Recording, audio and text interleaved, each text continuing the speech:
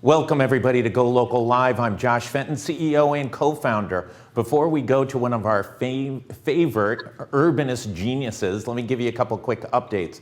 A couple stories this morning. One is the Rhode Island Department of Health last night released to GoLocal the data related to the number and percentages of minorities that have been impacted by the coronavirus in Rhode Island. It's about 60% of the coronavirus cases are minorities, wildly over-indexing against white folks in the state. Latinos, which represent about 15.6% of the population, are 45% of the cases. African Americans are 12.4% of the cases, and they're only 8% of the state's population. So some interesting data there. Secondly, Rhode Island has not performed well in capturing its share of the PPP, Payroll Protection Plan, stimulus dollars. Rhode Island ranked 36th in the country for its percentage of the workforce dollars that were capturable. Rhode Island only collected about $875 million. In contrast, Maine, which is about 25% larger than Rhode Island by population, captured $1.7 billion, nearly twice as much in dollars. We'll have more, a couple of other. At 11 o'clock, we're going to have United Way's CEO on. At 12 noon, we'll be with Dr. Michael Fine. And at 1 o'clock, the governor will be doing her briefing. Let's go to one of our favorites, Aaron Renn. Aaron, thanks so much for joining us. Thank you for having me back on. Aaron used to live in Rhode Island. Before that, lived in Chicago, then was in Manhattan, and now in Indiana. One of the most interesting people and the biggest perspectives on how cities work in the country. Talk about what you're doing now. Right. Well, I will give myself some credit for having made the wise and foresighted decision to move out of New York City in December and move back to Indianapolis. My wife and I are both from Indiana, and we have a 2-year-old. So I moved back here, and I'm doing consulting work, mostly for the local Chamber of Commerce here. One of the things we're very, very focused on, obviously, is helping small businesses, which are really getting hammered. You just mentioned the PPP program, but we also have our own local loan fund. I know that Gina Raimondo has done one in Rhode Island as well. So we're really all hands on deck working on helping small business navigate through the disruption and just enjoying being in a smaller city again. I like big cities, but I like smaller cities too. Aaron, let's talk about the PPP program. Listen, the day it was going live, I think it was April 3rd, 10 o'clock in the morning, the SBA was opening up the portals.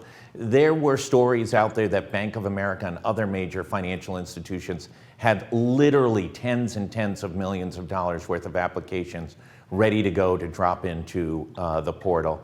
And what happened was, it appears, in less than about 11 days, all the money was scooped up, and some folks got the money that seems pretty questionable. Ruth Chris Steakhouse, the cap was supposed to be $5 million. They've, according to the Wall Street Journal, collected $20 million. Shake Shack actually today finally agreed to give back the $10 million they had scooped up. What went wrong with the PPP? Well, I don't know that anything per se went wrong with it. Think about this from the perspective of the bank. So the way that the American system is set up is, the SBA typically works through these partner institutions, these bank intermediaries. So if you're a bank and you have unlimited demand for paycheck protection programs, who are you going to prioritize?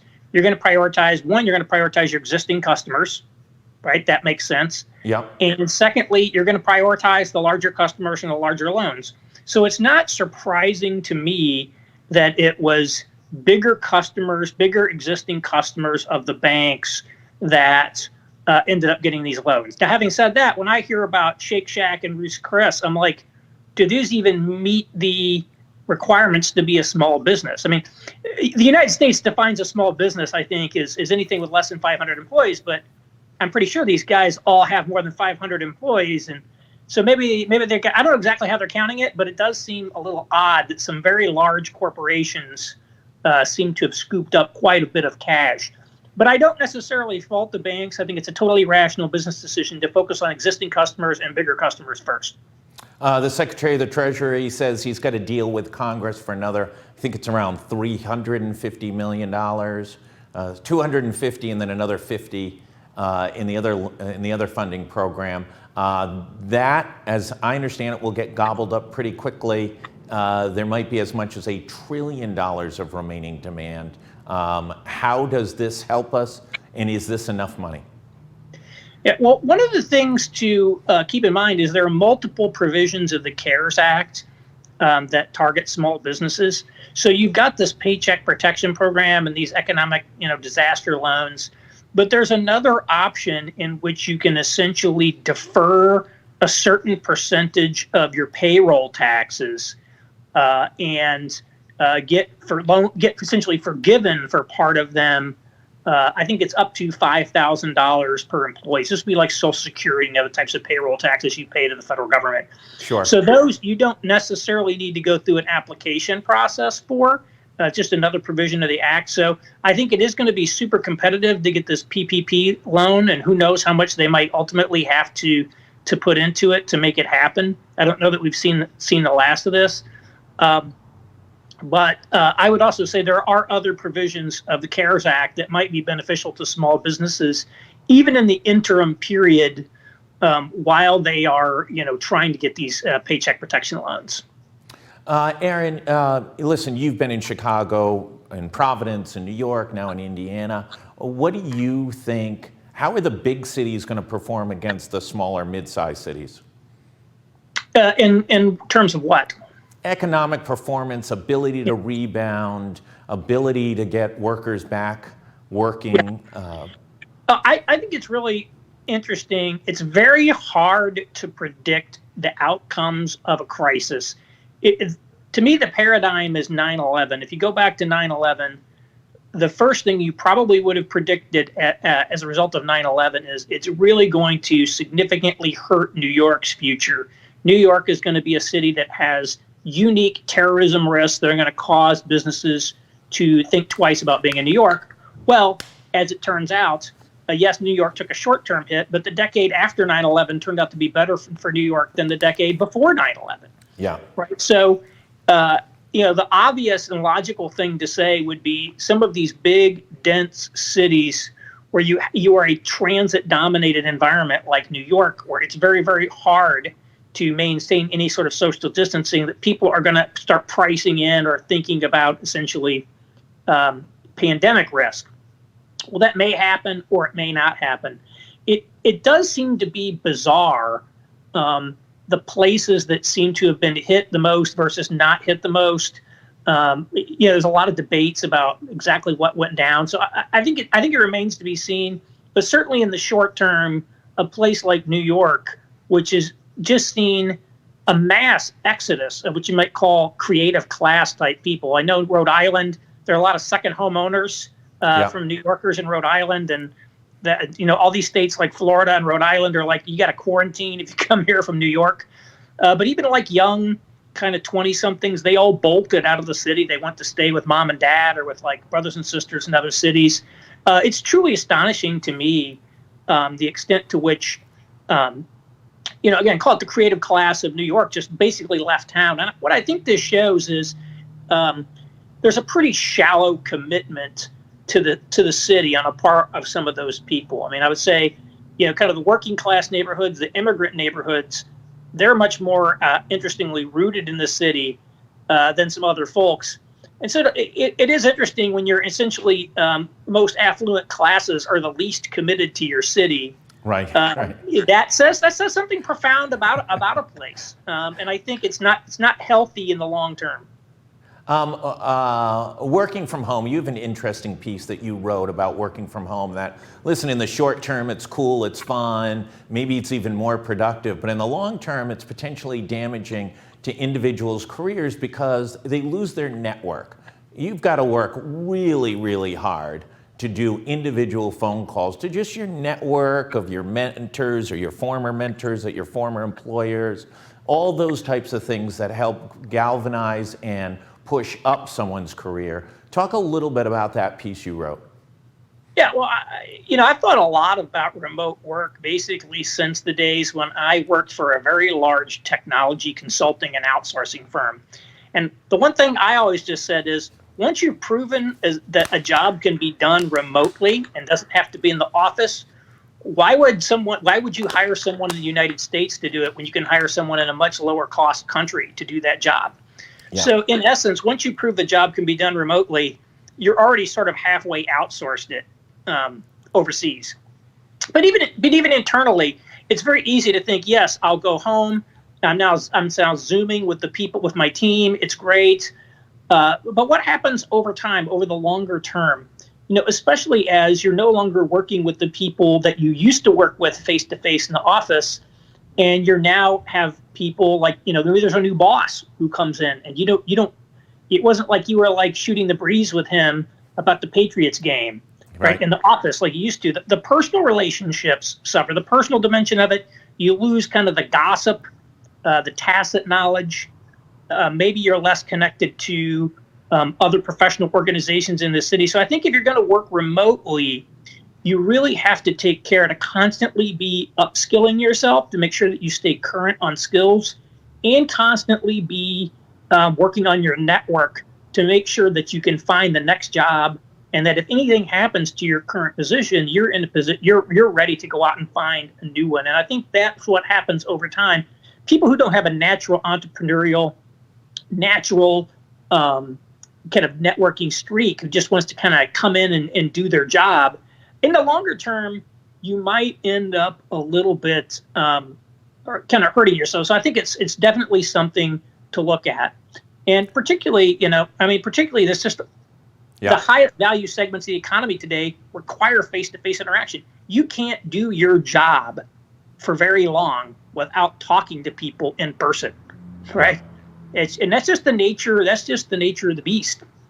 Yeah, Darrell West was on a couple of weeks ago from Brookings, and he made the point, listen, this is going to expose vulnerabilities, and certain people in certain positions and jobs are going to maybe not get the opportunity to come back from this remote working. And he said the people in organizations that make sure other people do their job may not have a position, that mid-level sort of corporate position that oversees other teams' productivity may get forced out. He's obviously written a lot about the impact of AI, robotics on the workforce, but this relative to corporate environments may be lead to the shedding of a lot of positions across America.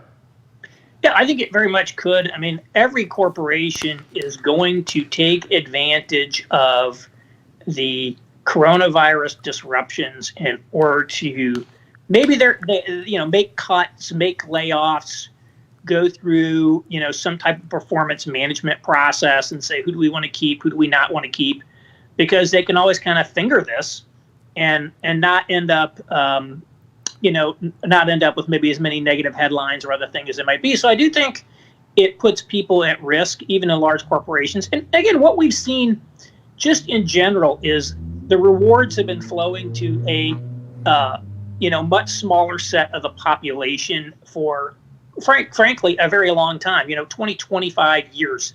If you listen to Peter Thiel talk about why he left big law, Peter Thiel originally went to Stanford Law School, went to work in big law in New York. I think he was there 2 to 3 years. And he says, look, I saw that my generation was not going to see the same opportunities that the previous generation did. So at the law firms, right, it's not as good a deal to come in as an associate today as it used to be.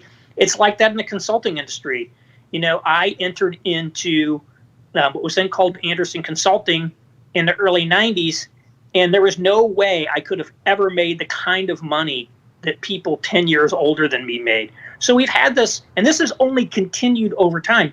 People who work in hedge funds today, there are a lot fewer people getting rich in hedge funds as a percentage of the employees than used to. So this has affected every part of the economy, and it just continues to roll down. And as you say, right, you get into these sort of vague middle management positions. They're definitely very vulnerable. Listen, in Rhode Island, Rhode Island. Rhode Island's historic for being first into a recession and last out. But unemployment numbers are just dizzying here in the state. We're at about 220. The new numbers just came in this morning, 225. The total workforce going into this was 530,000, plus some gig workers. Call it 575. We're talking about 230,000 Rhode Islanders out of work. 40% of the population. How does Rhode Island dig out of this mess? Well, we don't know. I mean, there's really no precedent for simply saying we're just going to turn off, a third or half of the economy and try to turn it back on again.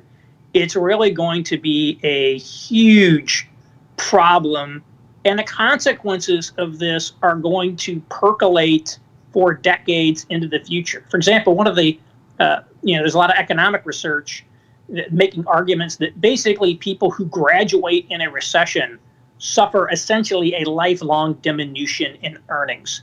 So for some of these college students who are coming out this year and expecting to move into great jobs and great careers, they may take a permanent hit to their income in the future. I mean, this is going to have consequences that we have not yet begun to fully comprehend.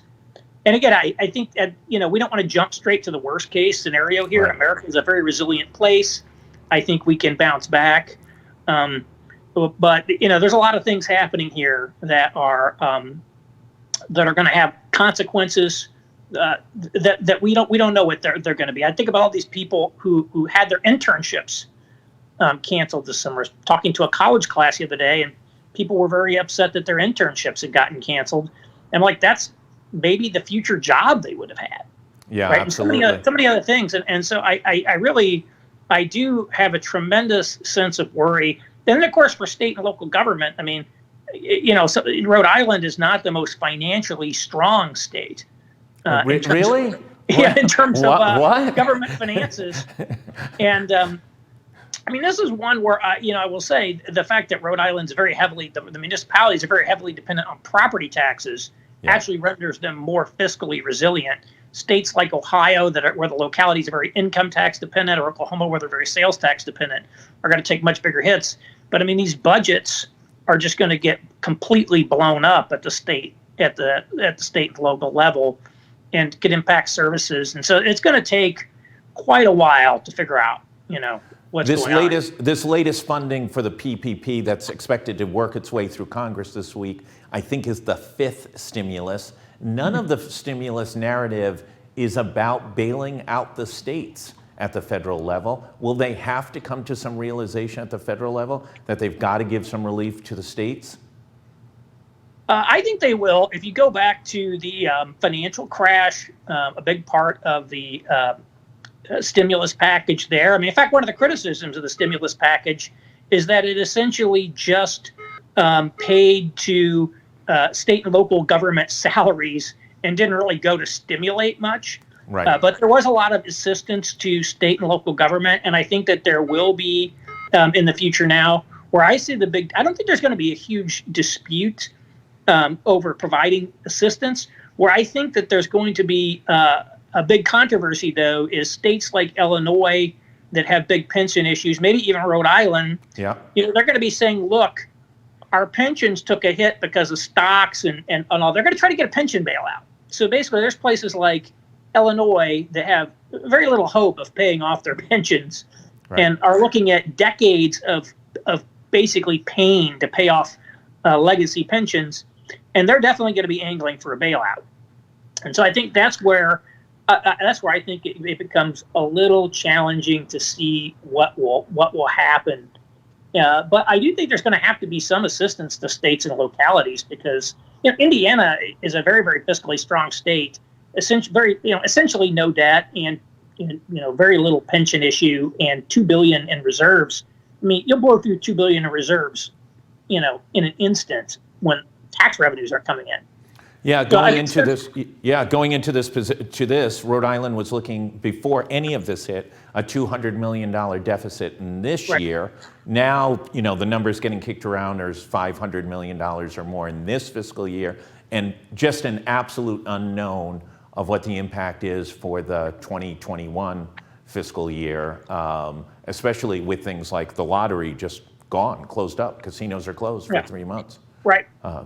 So I can't imagine that there's not going to be fiscal assistance. I mean, right now I think all the federal aid to states and local governments has been specifically for coronavirus response reimbursements, but some sort of fiscal aid, almost has to be forthcoming. I mean, I don't know how some of these states are even still in business. Like Illinois had $4 million, like 20 minutes of government spending in its rainy day fund.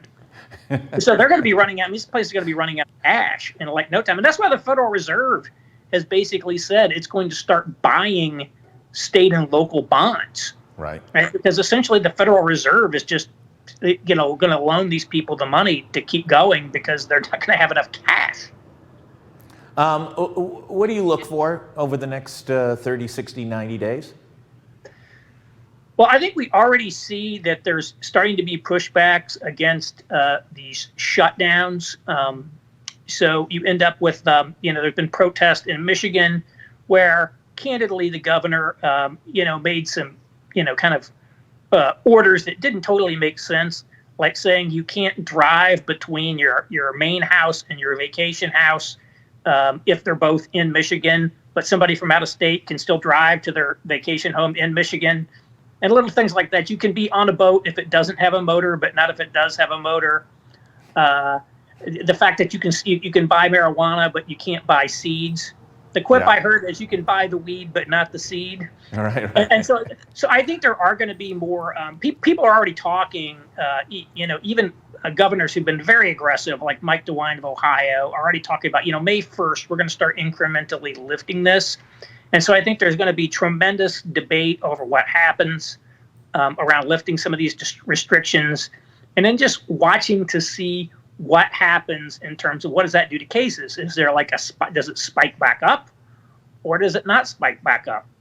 Right? Do masks do it? So I think watching them, and one of the things we see is very clearly many places fell far short of the hospitalization and ICU utilization that was predicted. A lot of these Washington State sent back ventilators. They're closing the field hospital they just built. So it turned out, people were scared because of what happened in Italy. And the hospitals were just completely overwhelmed. Well, here, New York City has had some challenges, but in most places, the hospitals are essentially empty. Yeah. And even, I think in Indiana, like on Friday, 23% of ICU beds in the state were in use for coronavirus and 16% of ventilators. So, the real question is going to be what's going to happen to that when these things start. And there's going to be a lot of debates around that. And like, how do we get out of the situation that we're in, particularly when the virus is not gone and there's no vaccine. And so it's going to be a source of controversy over time. And I think there's just a lot we don't know about this. Like, why did New York City, have this particular thing when, other big cities around the world that, like Hong Kong didn't, dense. So we don't know. There's a lot we don't know. And so we're going to be constantly adapting. But I do think you're already seeing public patience with, I think, some of the shutdowns coming to an end, particularly in places where there aren't a lot of cases. So people on Twitter were showing pictures of like the 10 out in LA that's already like gridlocked again because people are out. They're reopening the beaches in Florida. It's like. So I think people, the patience is starting to come to an end in some quarters. So we'll just see what happens with it. I'm not a public health expert, so I'm just doing what I'm told and trying to help small businesses. But we are seeing more and more kind of unrest out there, if you will. But it'll be interesting to watch. Anybody claims they can predict the future, can't do it because nobody correctly predicted even the last 2 months. Right. So we shouldn't be we should be ready. We should be ready to make change and to adapt to changing circumstances. And I think the most important thing I would urge people is to, stay productive. And, now is not the time for, your petty political fights. Yeah. We can put that on hold for a little bit. While we try to get through this. So I would just suggest more cooperation than conflict to the extent possible. Aaron Renn, thank you so much for Skyping in. Always insightful from Indiana. Greatly appreciate it. For everybody else, United Way on at 11, Dr. Michael Fine at 12, and Governor Raimondo at 1. I want to thank everybody for tuning in. We'll see you back in just a little while. Thank you.